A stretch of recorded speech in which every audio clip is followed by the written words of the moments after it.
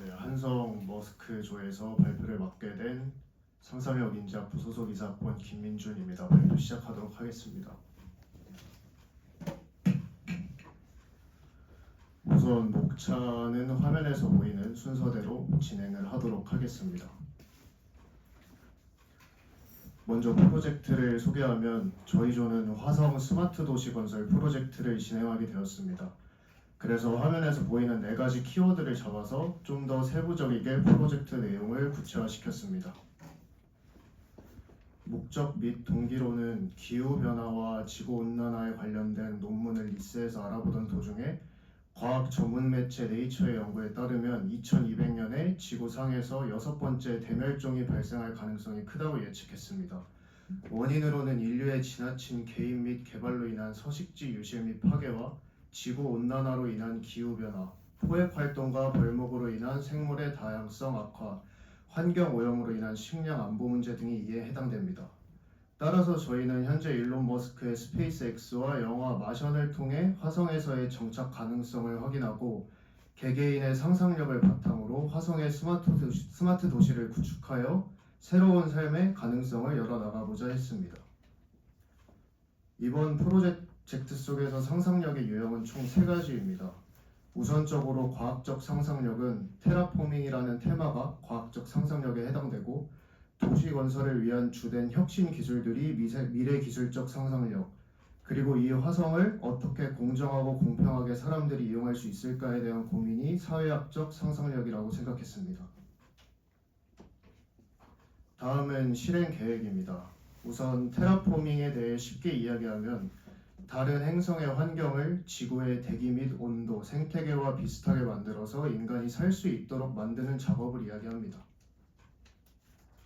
따라서 저희는 3가지 메인 키워드를 발췌해서 스마트 도시 건설 기술을 계획했는데, 첫 번째는 인공지능 탐사 로봇, 다음으로는 바이오돔 생태계, 그리고 3D 프린팅 기술이 이에 해당됩니다. 우선적으로 인공지능 탐사 로봇 같은 경우는 이미 1970년대부터 나사에서 현재도 계속 고민하고 개발하고 있는 기술 중 하나입니다. 또한 3D 프린팅 기술로 로켓을 만들어서 발사한 사례 역시 존재하고, 마이크로소프트와 나사에서 개발한 홀로그램 기술로 지구와 우주 사이에서 홀로그램 통신 기술이 가능한 사례 역시 존재했습니다. 그래서 저희는 이 현상을 토대로 저희의 상상력을 입혀서 더욱 혁신적인 인공지능 탐사 로봇을 창조하고자 했습니다.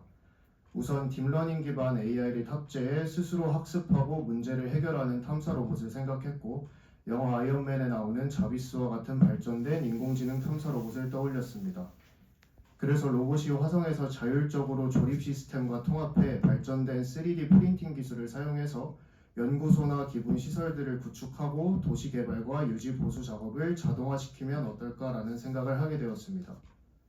결과적으로 이러한 도시 건설 과정을 홀로그램 통신 시스템을 통해서 우주에 있는 로봇과 지구에 있는 인간이 서로 원격으로 소통하고 상호작용함으로써 화성 스마트 도시 건설을 가속화시킬 수 있다는 아이디어를 도출하게 되었습니다. 다음은 저희가 생각한 이미지고요. 기초적인 스케치 작업을 거친 뒤에 로봇의 외형만 모델링하고 그 위에 소재 같은 경우는 프롬프트를 입혀서 디자인을 진행했습니다.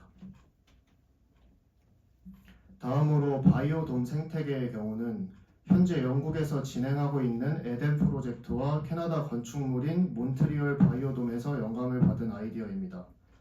저희는 이러한 바이오돔 형태의 생태계와 스마트 IoT, 스마트홈 제어 기술을 혼합해서 새로운 저희만의 화성 바이오돔 생태계를 만들어 보고자 했습니다. 다음이 그 이미지고, 바이오돔 안에서 자립 생태계를 구축하고 지금보다 더욱 발전된 스마트 IoT 기술을 활용해 가상 기후 설정이 가능한 시스템을 마련하고자 했습니다. 다음으로는 이동수단과 물품 시스템입니다. 결과적으로 이 모든 프로젝트를 진행하기 위해선 충분한 물품들을 화성에 전달해야 하고 사람들이 화성으로 이동할 수 있는 시간이 단축되어야 하는데, 저희는 라그랑주 점이라는 이론을 토대로 새로운 가능성을 제시하고자 했습니다.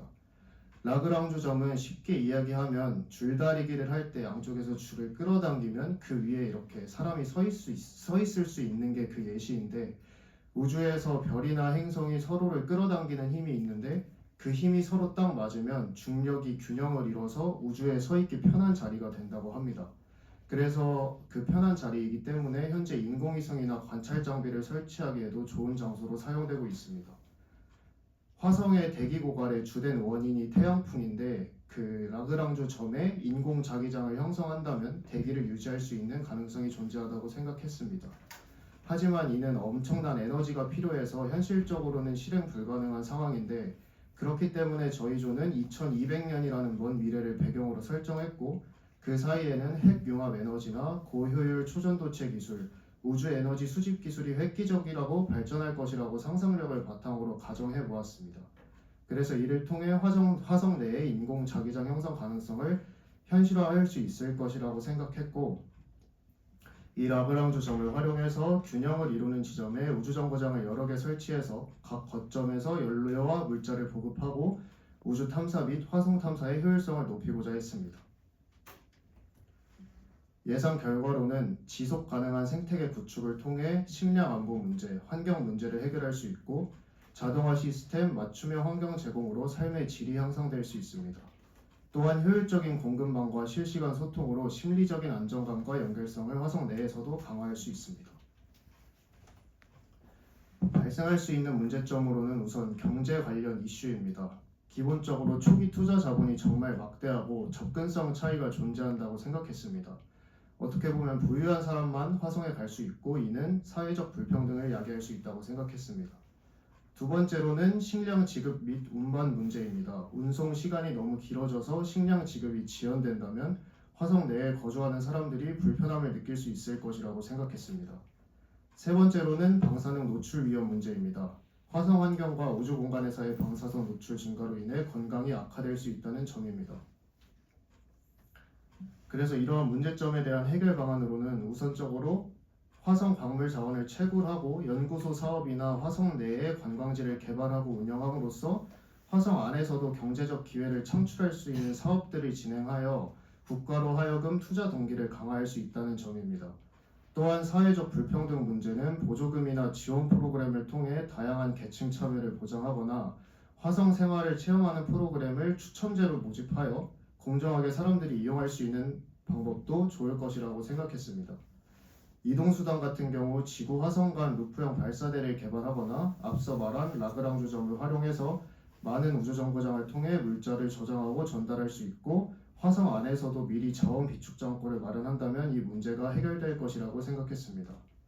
방사능 노출 위험 같은 경우 유전자 편집 기술을 활용해서 기존 방사능 노출의 위험을 미리 예방하거나 특수 태양광 패널을 개발하여 방사선을 흡수해서 에너지로 변환하는 기술로 관리하는 게 해결책이라고 생각했습니다. 다음으로는 화성 소개하는 45초 분량의 영상 보면서 발표 마치도록 하겠습니다.